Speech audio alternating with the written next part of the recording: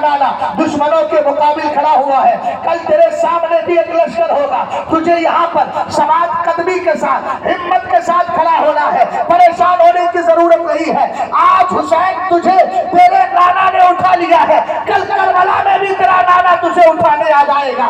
اگر نہیں سمجھے تو پھر آؤ تھوڑا تفصیل میں چلتا ہوں۔ حضرت عبداللہ ابن عباس ہے، رسول کریم صلی اللہ تعالیٰ علیہ وسلم کو خواب میں دیکھتے ہیں، لیکن اس بات کو بھی بعد میں ذکر کروں گا، پہلے عمر فاروق اعظم کی حدیث سنو۔ سرکار مولا کائنات حضرت عمر فاروق اعظم کہتے ہیں میرے نبی نے ارشاد فرمایا من مات فی احد الحرمین بعثہ اللہ تبارک و تعالی فی العاملین یوم القیامہ، فرمایا جو مکہ شریف میں انتقال کر جائے یا مدینہ شریف میں انتقال کر جائے، قیامت کے دن اللہ تعالیٰ اس کو ایسے لوگوں کے ساتھ اٹھائے گا جو اللہ کے خوف سے بے خوف ہوں گے، امن و امان میں ہوں گے۔ اللہ تعالیٰ قیامت کے دن ان کو عذاب سے محفوظ رکھے گا۔ اب ذہن و دماغ کو حاضر کر کے سید صاحب قبلہ میری بات کو سنیے گا۔ کوئی کہہ سکتا ہے سرکار علیہ السلام کی اس حدیث کا فضل حسن حسین کو تو ملا نہیں، آپ کہیں گے وہ کیسے؟ وہ کہے گا اس لیے کہ سرکار نے کہا یا تو مدینہ شریف میں انتقال کرے یا مکہ شریف میں۔ حسین نہ مدینے میں شہادت پائی ہے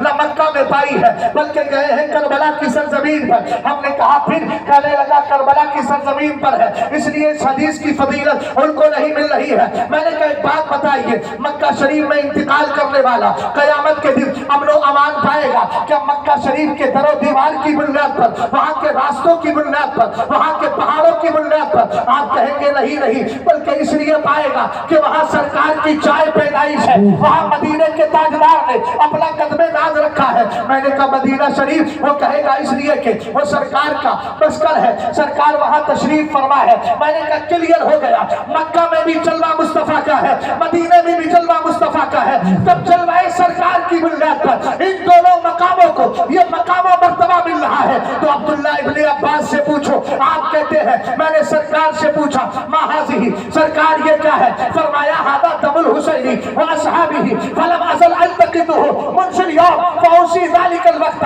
فاجد قد قتل فی ذلک الوقت۔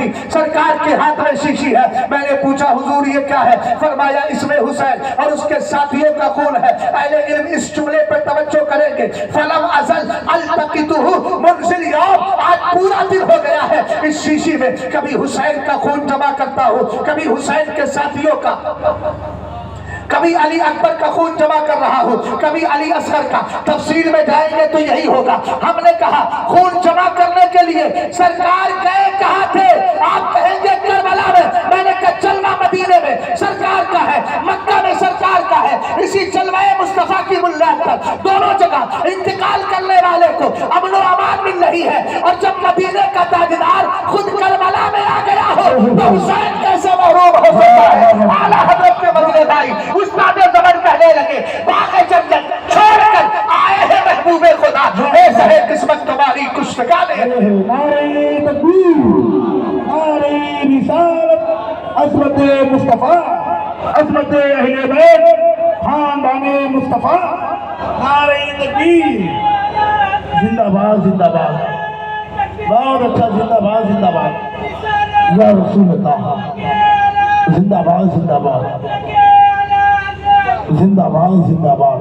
آگے بڑھیں، بات شہادت کی چل رہی ہے۔ کس کی؟ شہادت کی۔ شہادت کی لذت وہی محسوس کر سکتا ہے جس کو یہ جام مل گیا۔ میرے امام اعلیٰ حضرت محدث بریلوی اپنی کتاب انوار الانتباہ فی حل نداء یا رسول اللہ میں تین بھائیوں کا ذکر کرتے ہیں، الاستیعاب فی معرفت الاصحاب کے حوالے سے اعلیٰ حضرت نے کہا یا تو یہ تابعی تھے یا کم سے کم تبعی تابعی ضرور تھے۔ کہا کہ تینوں کا عالم یہ تھا کہ دن میں اللہ کے لیے لڑتے اور رات میں عبادت کرتے۔ سمجھ گئے آپ؟ ہاں، ارے سمجھ رہے ہیں؟ رات میں دن میں اللہ کے لیے لڑتے، رات میں عبادت کرتے۔ اچانک روم کے بادشاہ نے فَأَسْرَهُمْ مَلِكُ الرُّومِ مَرَّةً وَقَالَ إِنِّي أَجْعَلُ فِيكُمْ مُلْكِي وَأُزَوِّجُكُمْ بَنَاتِي وَأَنْتُمْ تَدْخُلُونَ فِي النَّصْرَانِيَّةِ۔ اس نے کہا دیکھو دو آفر ہے، ایک ڈیمانڈ، ایک کام کر دو۔ بولے وہ کیا؟ روم کے بادشاہ نے پکڑ لیا، کہا ایسا کرو اپنا مذہب چھوڑ کر عیسائی مذہب قبول کر لو، بیٹیاں تمہارے نکاح میں دے دوں گا اور اپنی بادشاہت تمہارے نام کر دوں گا۔ انہوں نے جیسے ہی یہ جملہ سنا فوراً میرے سرکار کو پکار لیا، واہ محمدہ، جو الفاظ ہے الاستیاب کی معرفت نصاب کی، سرکار کو پکارا اس لیے کہ ہم وہ لوگ نہیں ہیں جو کینیڈا میں بیٹھ کر اپنے ایمان فروشی کریں۔ واہ واہ واہ واہ واہ واہ واہ واہ، کیا بات ہے۔ اور اگر صوفی کانفرنس میں آ جائے تو شوشہ چھوڑ کر چلے جائے۔ کیا شوشہ چھوڑ کر جائے کہ آج تک کسی صوفی نے، صوفی صاحب سن لیں، کسی صوفی نے آج تک کسی کو کافر نہیں کہا، یہ کافر مولوی کہتے ہیں۔ ہم نے کہا بدبخت اگر اتنا تو سوچ لیا ہوتا، یہ نام کے مجددوں سے ہمیں کام نہیں ہے، ہم تو کام کے مجدد امام احمد رضا خان کو مانتے ہیں۔ واہ واہ واہ واہ واہ، توجہ ہے نا آپ کی؟ جی اللہ۔ تو کہنے لگے صاحب آج تک کسی صوفی نے کسی کو کافر نہیں کہا۔ میں نے کہا حضور کے وصال کے بعد جب مرتد ہو گئے، زکوٰۃ کا انکار کرنے والے پیدا ہو گئے، تو خود حضرت ابو ہریرہ کہنے لگے وَمِنْهُمْ مَنْ كَفَرَ، حضور کے بعد کلمہ پڑھنے والوں میں سے کچھ ایسے تھے جو کافر ہو گئے۔ میں نے کہا ابو ہریرہ سے بڑا کوئی صوفی ہو تو بتا۔ واہ واہ واہ واہ، یہ فتویٰ صوفی کا ہے۔ اور امام غزالی سے بڑا کوئی صوفی ہے؟ بتاؤ یار، آج کے دور میں کوئی صوفی ملے گا؟ امام غزالی نے صاف لکھا کہ جو بھی سرکار علیہ السلام کی رسالت کا منکر ہو وہ کافر ہے۔ بات چل رہی ہے کہ آج تک کافر کا فتویٰ کسی صوفی نے نہیں دیا۔ میں صوفیوں کے نام ذکر کرتا چلا جاؤں تو وقت لمبا ہو جائے گا، بس اتنی بات عرض کر رہا ہوں کہ ان تینوں بھائیوں نے سرکار کو پکار لیا، اس لیے کہ ایمان کا سودا کرنے والے نہیں تھے، داموں پہ بکنے والے نہیں تھے۔ رسول کریم صلی اللہ تعالیٰ علیہ وسلم کو پکارا، اب انہوں نے سمجھ لیا کہ یہ اسلام نہیں چھوڑیں گے۔ اس نے کہا 3 برتنوں میں پانی کھولایا جائے، ان کو اس میں ڈال دیا جائے۔ 2 کے لیے کھولایا گیا۔ وزیر نے کہا 1 کو چھوٹے والے کو مجھے دے دو، میری لڑکی بڑی حسین و جمیل ہے، حسن و جمال کے ذریعے اس کے عقیدے پر ڈاکہ ڈلواؤں گا۔ لیکن اس کو معلوم نہیں تھا جس دل کے اندر عشق رسول اور جمال مصطفیٰ اگر بس جاتا ہے وہ دنیا کے حسن و جمال پہ اپنی زندگی قربان نہیں کرتا۔ ایک دن نہیں 40 دن تک ان 2 کو تو ڈال دیا گیا۔ 40 دن تک میرے امام فرماتے ہیں، یہ 40 دن کی روایت انوار الانتباہ میں نہیں ہے، یہ دوسری کتابوں میں ملتی ہے۔ اور آسانی کے لیے آپ کو بتا دوں، ہو سکتا ہے دیگر کتابوں کی طرف توجہ نہ جائے تو خطبات محرم کے اندر بھی اس واقعے کو دیکھ سکتے ہیں، مگر اعلیٰ حضرت نے کہا کہ 2 بچوں کو ڈال دیا گیا، تیسرے کو چھوڑ دیا کسی حکمت کے تحت۔ وہ حکمت کیا تھی؟ اس نے کہا اپنی لڑکی کے ذریعے اس کے عقیدے کو خراب کراؤں گا، لیکن 40 دن تک لڑکی آتی رہی۔ کیسا نفس پر کنٹرول تھا، کیسا جہاد اکبر کرنے والا وہ مرد مجاہد تھا، ایک نظر بھی اٹھا کے 40 دن میں نہیں دیکھا۔ لڑکی نے آخر میں کہا ایک بات کو بتا، مجھ سے زیادہ بھی حسن و جمال والا کوئی ہے جس پر تو فدا ہے؟ اس نے کہا تیرے حسن کی کیا حیثیت ہے، میں تو اس نبی سے پیار کرتا ہوں جس سے اللہ نے کائنات کو پیدا کیا۔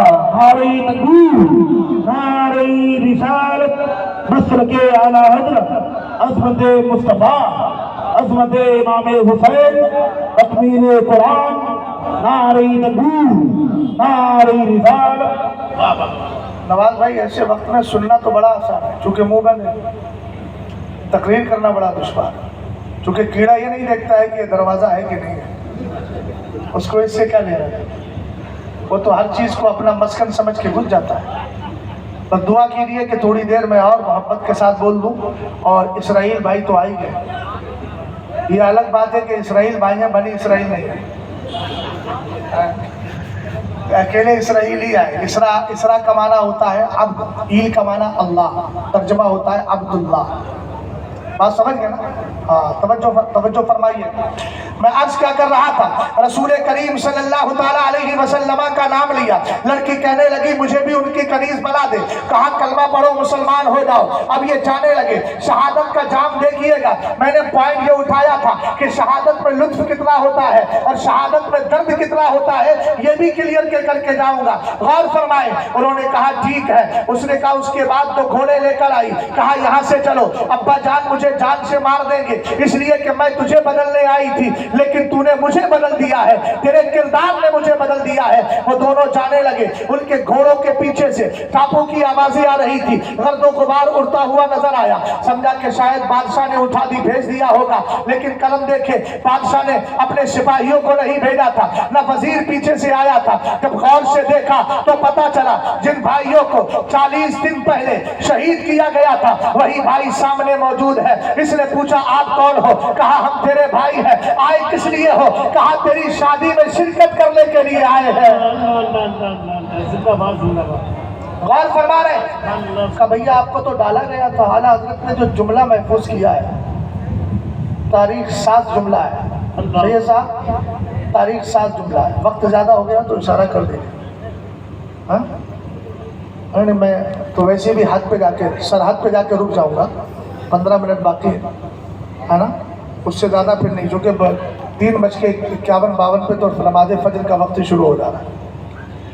गौर फरमाए, उन्होंने कहा भैया तुझे तो आग में डाला गया था। भैया उसके भाई ने जो जवाब दिया अल्फाज थे मा कानत इल्लल गद्स।